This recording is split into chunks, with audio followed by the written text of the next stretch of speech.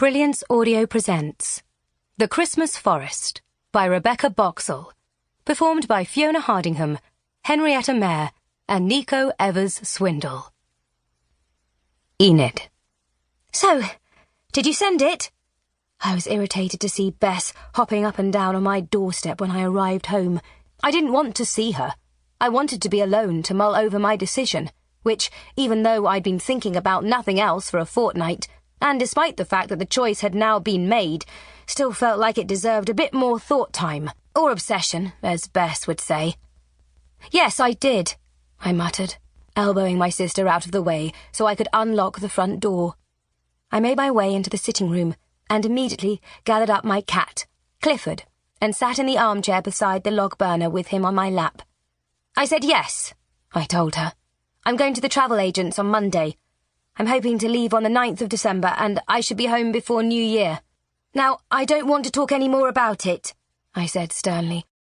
Okay, she said breezily. Shall I make us both a cuppa? Yes, that would be very agreeable. But please, don't make a mess. I won't make a mess, Bess laughed. I hope to goodness Fred's as pernickety as you are. Oh, Bess, I hadn't thought of that. What if he's one of those people who takes 3 showers a day but lives in a hovel? I won't last a day. I'm not great at reading expressions, but I thought Bess looked like she might be regretting her remark. Hey, Enid, I was joking. It's superficial. You know you have a bond deeper than that. Take no notice of me. You've made the right decision, Enid. You have. I promise. Bess. The party started off well enough. A few bottles in, and everyone was chatting away, warmed by the alcohol and the log burner, and I rushed around with plates of warm sausage rolls and mince pies. My innocent drinks party quickly became an opportunity for Nigel to share his extensive knowledge of complicated drinking games with debauched forfeits, and, as everyone apart from me was suckered in, the music got louder and the house became hotter. Then I felt someone prodding me in the back. I turned around. "Enid, what on earth are you doing?" "It's so loud," she shouted. "I can't sleep. Can you turn the music down?" Enid was wearing her stripy pyjamas, with Uggs on her feet, and an unbecoming tea-cosy hat pulled down over her messy hair. "For heaven's sake," I said, ushering her out of the kitchen. But it was too late. Nigel had spotted her.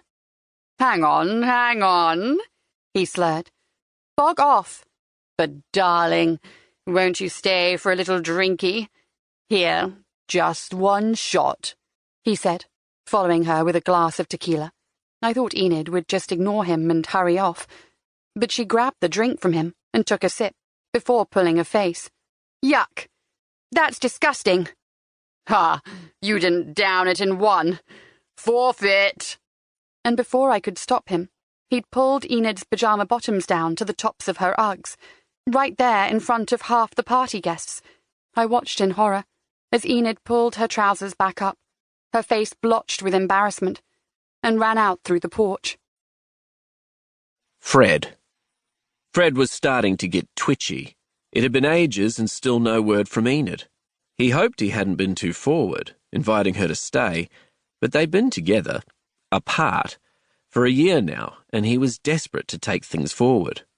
Terry Lee was dubious about the whole thing. "I want to know what it is about this woman. Is she pretty?" "She's beautiful." "Totally different to you. Sorry, I don't mean that you're not beautiful. I just mean Enid has a different sort of beauty. It sounds corny, but I feel this real connection with her," Fred said, dashing Terry Lee's hopes instantly. "It's crazy. So hard to explain. There's just this bond between us that somehow seems to overcome the distance between us. I just don't get it. You've never seen her.